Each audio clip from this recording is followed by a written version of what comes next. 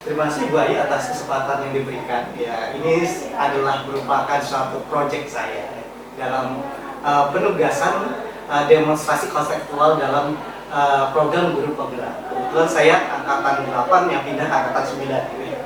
Begitu ya. Nama saya Pak Mario dan ini bersama saya Bu Ayu, ya, Kepala SMP Budi Wacana Yogyakarta. Yang satu yayasan dengan SMA Budi Wacana Yogyakarta. Dan di sini kita akan membahas tentang kasus-kasus dilema etika dan bagaimana cara pengambilan keputusan. Pertama adalah apa kasus-kasus yang pernah terjadi di sekolah, di SMP terkait dilema etika atau bujukan moral.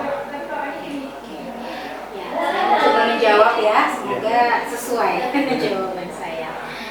Jadi tentu ada banyak permasalahan di sekolah ini yang terkait dengan dilema etika dan bujukan moral. Dan ini sebetulnya bisa masalah ini muncul di anak-anak, ya, di siswa ataupun di SDM sekolah, ya, di guru dan karyawan.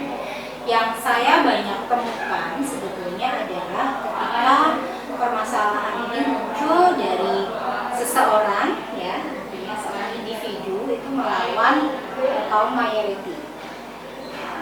Saya sebutkan case-nya atau langsung?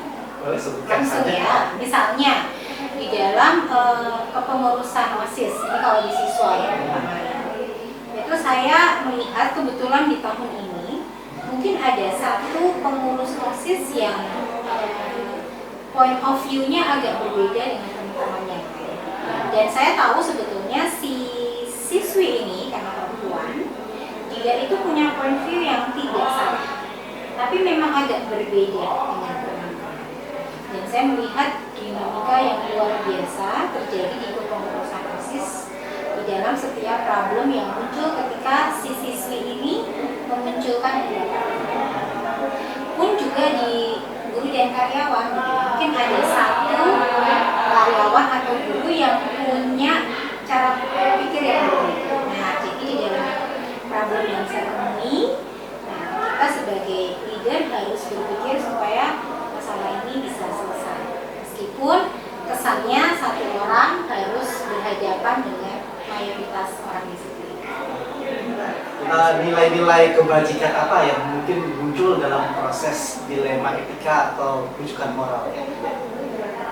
Ya, yang muncul sebetulnya lebih ke itu tadi ya, ke individu lawan kelompok itu tadi. Kadang saya berpikir begini, tidak selalu apa yang disepakati oleh sekelompok mayoritas itu benar. Ya. Kadang itu seolah-olah menjadi benar karena disepakati oleh kelompok. Jadi as a leader memang kita harus melihat apakah betul yang disepakati itu benar atau tidak. Jangan-jangan yang si satu orang yang punya pemikiran berbeda itulah yang benar. Jadi lebih ke nilai itu sih yang saya lihat. Itu di kedua case yang saya sampaikan itu sama. Dan kalau kita lihat di sini berarti ada nilai individu gitu ya, kebenaran, dan mungkin mayoritas yang mungkin ya benar juga, tapi mungkin ada sedikit ya lebih baik gitu ya, mungkin seperti itu ya kasusnya. Ya, atau ya itu tadi belum tentu yang disepakati oleh mayoritas itu yang benar. Jadi harus memandang dengan jernih. Ini sebenarnya yang diungkapkan oleh seseorang yang berbeda itu benar nggak sih? Karena kalau emang ini benar kan kita sebagai penengah harus kasih tahu ke yang mayoritas bahwa sebenarnya yang benar ini yang satu ini loh. Kira-kira langkah-langkah apa atau prosedur apa yang biasanya Bu Ayu lakukan dalam pengambilan keputusan? Ya, oke. Tentu ada beberapa langkah ya. Yang pertama, saya pasti akan melihat latar belakang kenapa kok si individu satu ini menyampaikan hal tersebut. Kalau di siswa, saya banyak melihat, karena background saya konseling gitu ya, saya banyak melihat background keluarganya juga. Atau mungkin SD-nya dia, dari mana SD-nya berasal, itu pasti akan mempengaruhi paradigma dia. Kalau guru dan karyawan juga, saya juga melihat kadang sampai ke sana. ketika seseorang berpendapat orang ini dalam keadaan secara psikis itu lahir batin sehat atau tidak, atau sedang ada sesuatu gitu ya, atau emosional belaka. Dan juga saya harus melihat bagaimana teman-teman yang lain atau orang-orang di sekitarnya itu memahami hal yang serupa, beda atau enggak, itu yang pertama. Terus saya juga melihat apakah nanti keputusan yang harus saya ambil itu adil bagi semuanya atau tidak. Apakah saya memihak pada salah satu yang benar, atau saya berusaha untuk mengakomodir semua. Jadi baik yang individu maupun kelompok itu terakomodir, itu harus dipikirkan juga itu adil atau tidak. Dan mungkin yang terakhir adalah bagaimana keputusan tersebut itu kira-kira bisa continue enggak. Jadi seandainya itu adalah permasalahan yang terus-menerus terjadi, maka kita harus mencari momen untuk mengangkat itu sehingga itu tidak terulang lagi. Nah, caranya gimana ya? Dengan mensolusikan itu, dan solusi itu diharapkan besok di kemudian hari kalau ada permasalahan ini ya solusinya tinggal di-up lagi aja. Kan kita sudah menyepakati, jadi enggak diulang lagi. Iya, itu termasuk sudah efektif ya? Iya. Sudah. Karena menurut saya kalau sampai sudah berulang kali itu harus di stop. Demikian pula di guru karyawan juga.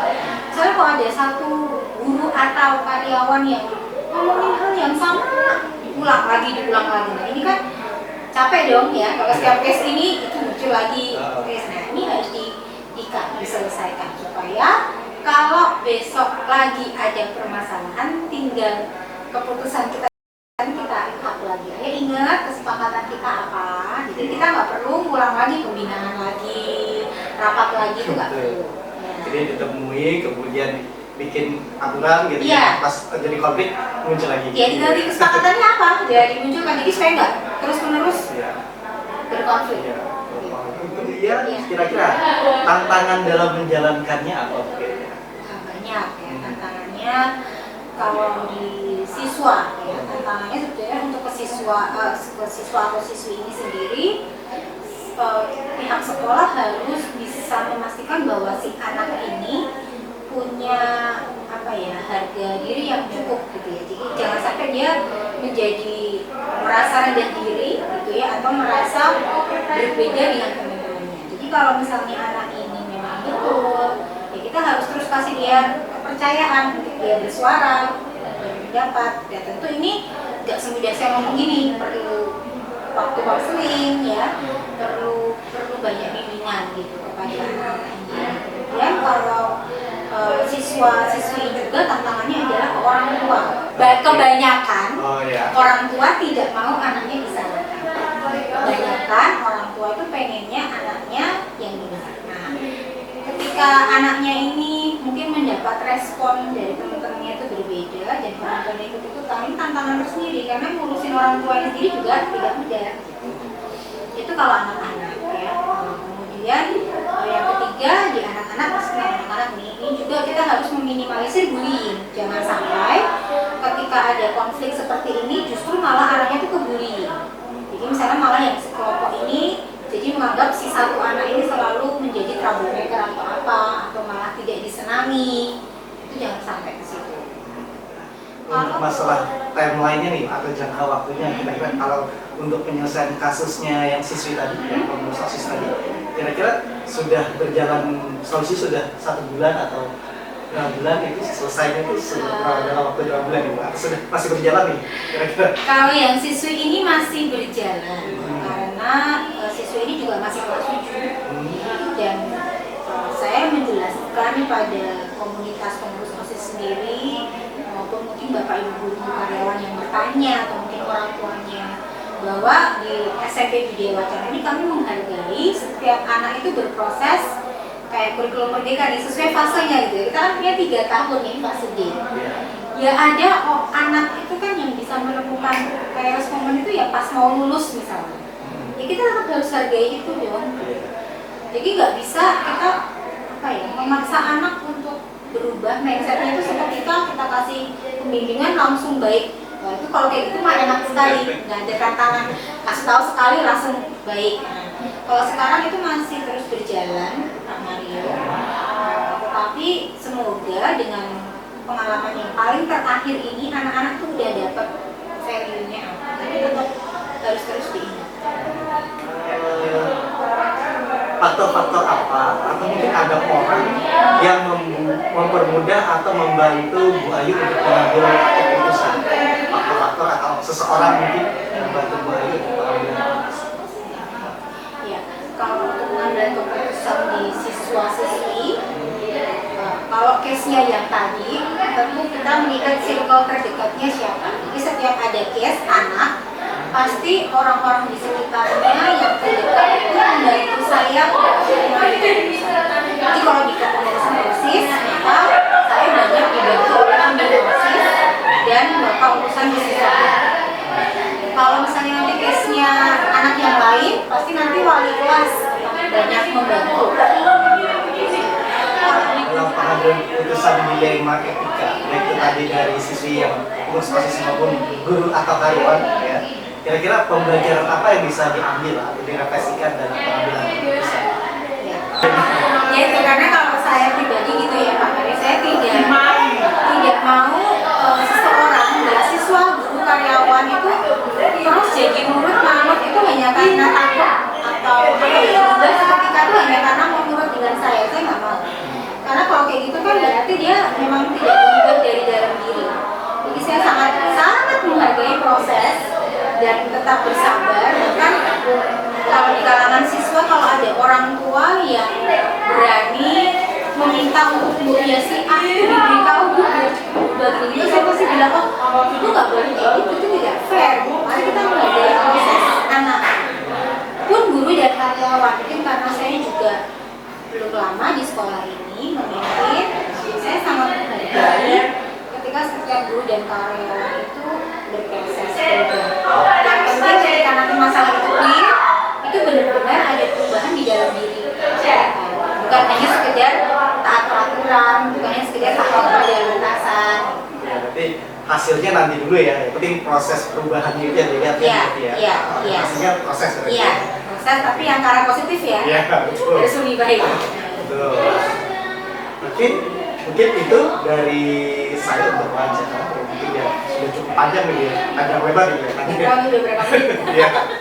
Oke, terima kasih atas waktunya Mbak Ayu berikan waktu untuk wawancara. Semoga ini nanti mendapat gambaran yang real ya tentang, semoga nanti pas nonton video ini lagi, oh ternyata siswanya udah berubah tahun depan. Harapannya begitu. Iya. Oke, kita aja Bu. Terima kasih. Terima kasih.